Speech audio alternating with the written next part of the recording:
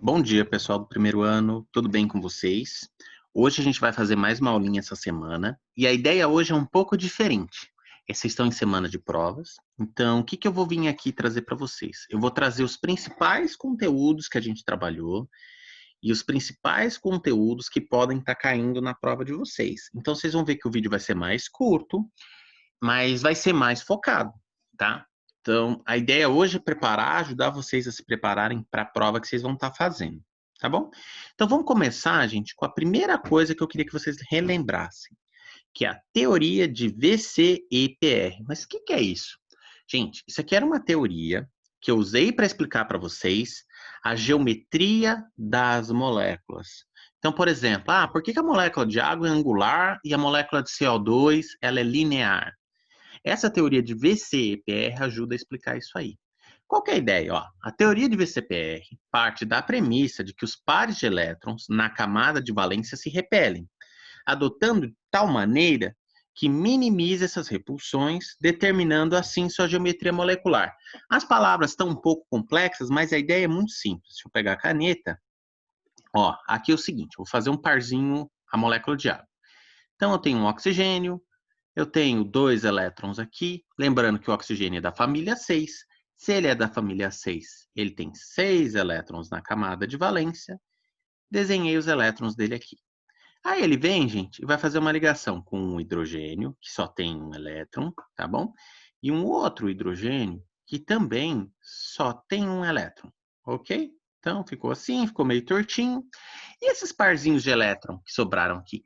Esses que essa teoria de VCEPR está falando, ó. Eles vão fazer como se ficasse eles ocupando essa região, uma repulsão.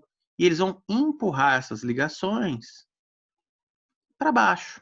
Aqui eu tenho um outro parzinho livre, ó. Ele funciona do mesmo jeito. E aí, se a gente pegar e colocar essa molécula no espaço, agora desenhando os parzinhos de elétron, ela ficaria assim, ó. Tem o oxigênio, uma ligação com o hidrogênio aqui, outra ligação com outro hidrogênio aqui, aqui atrás um parzinho de elétron, aqui em cima outro parzinho de elétron. O que que isso aqui lembra, gente? Isso aqui lembra muito uma distribuição tetraédrica, tá bom? Bom, o que que é a distribuição tetraédrica? A gente vai ver isso agora quando a gente falar de todas as formulinhas que a gente viu para as moléculas, tá bom? Todas as geometrias que a gente estudou.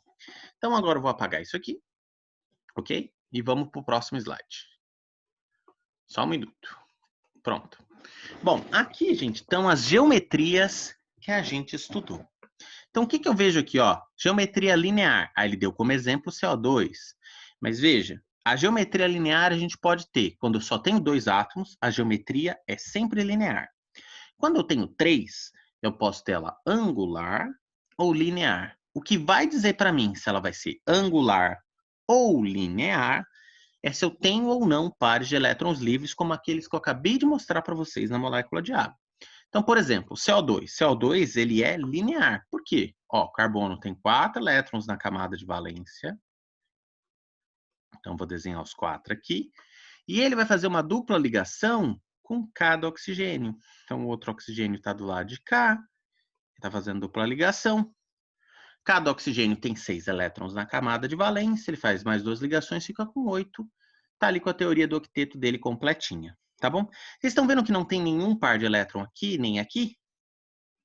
Então, essa ligação vai se distanciar o máximo possível dessa outra. Então, eu tenho uma molécula aqui linear.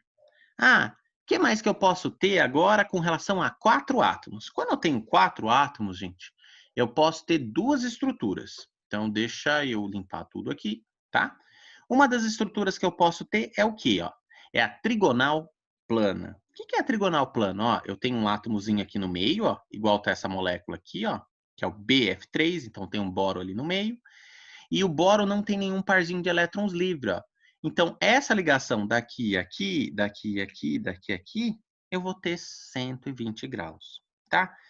E se eu tiver um parzinho de elétrons sobrando nesse elemento do meio, lembrando que a gente vai olhar no elemento do meio, que é ele que faz as ligações, tá? Então, vou fazer um exemplo aqui, Deixa eu ver se ele já coloca, ele coloca aqui, Eu tenho NH3. Então, com 4 átomos, a outra estrutura que eu posso ter é uma piramidal. Olha o parzinho de elétrons livre aqui, E ele está fazendo o quê? Empurrando todos os outros para baixo. É por isso que eu tenho essa estrutura piramidal aqui, tá bom? Bom, fora isso, o que mais que eu posso olhar? Eu vou ter o tetraedro, que é quando eu faço 4 ligações. E aí, quando eu faço 4 ligações, gente, elas vão tender a se repelir. Eu vou formar uma estrutura igual essa que eu desenhei, ou melhor ainda, igual essa que está aqui, ó. Tá bom? Tá mais bonitinho. Beleza? Bom, era isso que eu queria falar para vocês, então, da teoria do VCPR e da geometria molecular dos compostos, tá bom? Bom, então vou apagar aqui os desenhos de novo e a gente vai para o próximo slide. O que mais a gente tem para falar hoje? Bom, vamos falar um pouquinho de ligação metálica, ligação covalente, ligação iônica e a gente vai relembrar a regrinha do octeto, que ela é a base para conseguir entender ligação covalente. Tá bom? Vamos começar pela mais simples. A mais simples é a ligação metálica, tá? O que eu tenho na ligação metálica, gente? Ó, um átomo de metal do lado do outro, todos eles interconectados fazendo uma rede. Só que os elétrons, eles são fracamente ligados ao núcleo, então eles conseguem transitar aqui dentro, tá bom? É como se fosse uma única estrutura. Lá no livro, a gente usa o termo do mar de elétrons. Como assim? É como se fosse um mar de elétrons, porque eles estão livres, como as ondas, eles vão e vêm, tá bom? Então, essa é a ideia. Bom, o que a característica da ligação metálica tem de importante? A gente geralmente tem ligação metálica em compostos sólidos, tá bom? Então, uma ligação forte. Essa ligação conduz bem calor e essa ligação conduz bem corrente elétrica, tá bom? Bom, depois da ligação metálica, a gente tem uma outra ligação. Essa é a ligação iônica. Aqui, gente, ela sempre vai acontecer, ó, entre um metal e um ametal. Ah, nem preciso falar, né? Na ligação metálica, eu tenho metal com metal, ok? Bom, metal com não metal. Se a gente olhar lá na tabela periódica e a gente lembrar quem são os metais, que são a maioria da tabela periódica, e os não metais, que são bem pouquinhos, tá? Então, quando a gente liga um não metal, que é um ametal, com um metal, eu tenho uma ligação iônica. O que ela tem de importante? Ó? É a transferência de elétrons. Então, assim, toda vez que eu tenho um composto iônico, eu vou ter um elemento com carga positiva e um elemento com carga negativa. Mas da onde vem isso? Eu vou ter um elemento muito positivo e um muito negativo. O elemento negativo, ele vai tender a roubar aquele um elétron do elemento, seja ele da família 1A ou 2, se ele for da família 2A, para ele ficar com o octeto dele completo. Então, por exemplo, um exemplo que eu tenho de ligação iônica é essa que eu vou desenhar para vocês no canto aqui. Eu tenho um NaCl, ok? O cloro, gente, ele é da família 7, então ele tem 7 elétrons. Vou fazer 1, 2, 3, 4, 5, 6, 7. E o sódio, ele é da família 1A, ele só tem um elétron na camada de valência. Aí o que o cloro faz? Ele vem, ó, e rouba esse elétron para ele. Então ele fica com 8. Só que eles formam uma estrutura cristalina, né? Então eu vou ficar aqui, ó, Na mais, Cl menos. É um tipo de ligação em que o elemento mais negativo, ele rouba o elétron. Tá bom? Beleza. Além da ligação iônica, o que mais que eu tenho? Ah, vamos falar um pouquinho mais da ligação iônica, tá?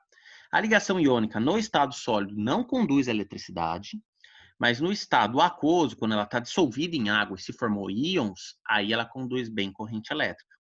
Porque a gente atribui a isso os portadores de carga, que são os elementos com carguinha positiva e negativa, que vão conseguir transferir os elétrons para mim conduzir corrente elétrica, tá?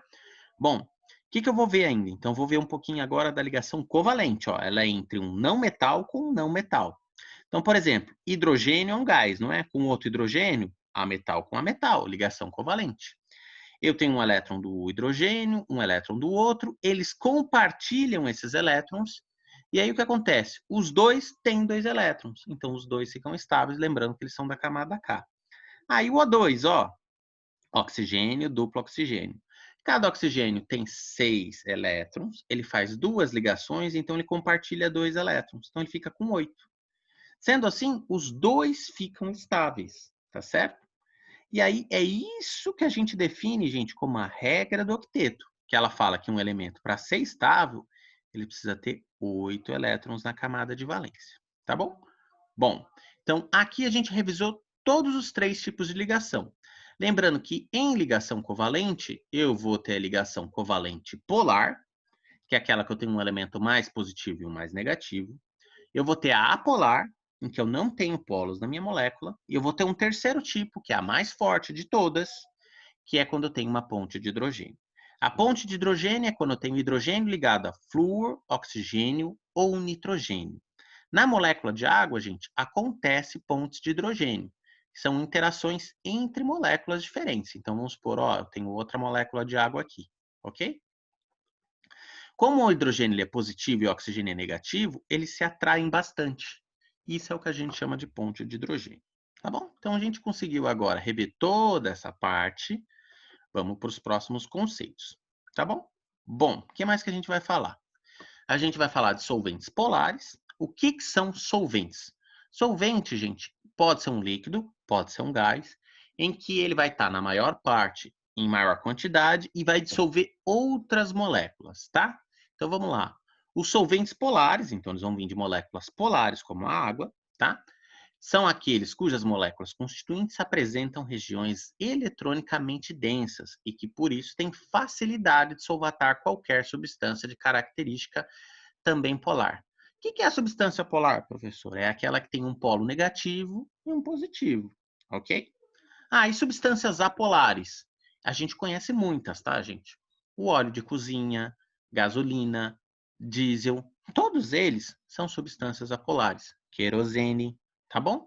E o que a substância apolar tem? Do mesmo jeito que eu tenho a água, que a gente fala que é o solvente universal e é um solvente polar, a gasolina também é um solvente, só que ela é um solvente apolar, tá? Vamos ler um pouquinho sobre eles agora, ó. Nessa classe de solventes está o hexano, benzeno e clorofórmio. Tá, nomes que vocês nem usam tanto no dia a dia. Outros, por exemplo, gasolina, diesel, óleo de cozinha, tá bom? Sendo caracterizada pela ausência ou baixa ocorrência de regiões eletricamente densas nas moléculas constituintes. O que ele quer dizer aqui? Elas não têm polos, tá bom? Bom, muitos solventes apolares são voláteis por causa da estrutura da cadeia. Quanto menor a cadeia carbônica, menor o ponto de ebulição. Além das forças intra e intermoleculares mais fracas em relação aos compostos polares. O que ele quer dizer aqui, gente? Substância polar, ela tem ligações mais fracas do que os solventes polares, tá bom? Por causa disso, o ponto de ebulição ou a volatilidade desses compostos, ela é muito mais alta, tá bom? Bom, então vamos para o próximo slide. A gente vai falar um pouquinho agora de escala de pH. Eu só estava confirmando rapidinho se estava gravando. Perfeito. Vocês lembram que a gente viu o indicador ácido-base? O que é um indicador ácido-base? Ele diz para mim se a minha substância ela é ácida ou se ela é básica. Lembrando que lá pela definição de Arrhenius, a gente viu que substância ácida é aquela que libera H+. Logo, substância básica é aquela que libera OH-. O ácido ele libera como cátion o H+. E a base libera como ânion o OH-. Tá bom? E aí, gente, a gente tem essa escala bem grandezinha aqui, com várias cores diferentes, para quando a gente faz aquele testezinho do repolho roxo. Tá bom? Então, o que é um indicador de pH? Ele fala justamente isso para mim, tá bom? Ele vai falar para mim se a substância for ácida, de acordo com a cor que ele vai mudando, ele vai adquirindo, tá bom? Ou se ela for básica, de acordo com a cor que ele vai adquirindo aqui. Então, ele mostra para mim se o meu composto ele é ácido ou básico e até o quão ácido ele é ou o quão básico ele é, tá bom? O que mais está faltando para a gente ver? Aqui já está no finalzinho. A gente precisa relembrar o que é um ácido e uma base. Bom, o ácido é aquele elemento, ó, deixa eu pegar a caneta, que libera H+.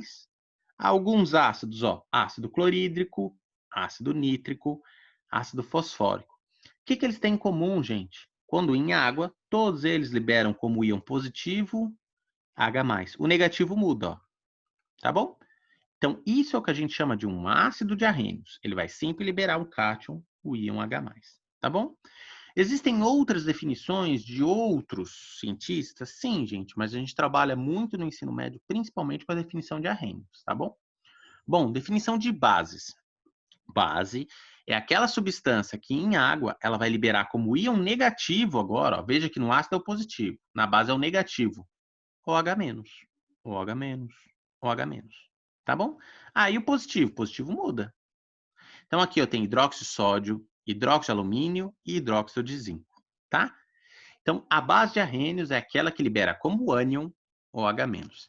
E o que é interessante da gente ver, gente? H+ com OH- forma o quê? Forma água, tá bom? Toda vez que eu reajo um ácido e uma base, eu sempre vou formar água e um sal. E o sal vai depender de quem? Dos outros elementos, que são os negativos e os positivos. Tá bom? Bom, gente, a aula de revisão era isso aqui, tá bom? Então, vou encerrar por agora. A gente se vê de novo na semana que vem. Um abração para vocês e tchau.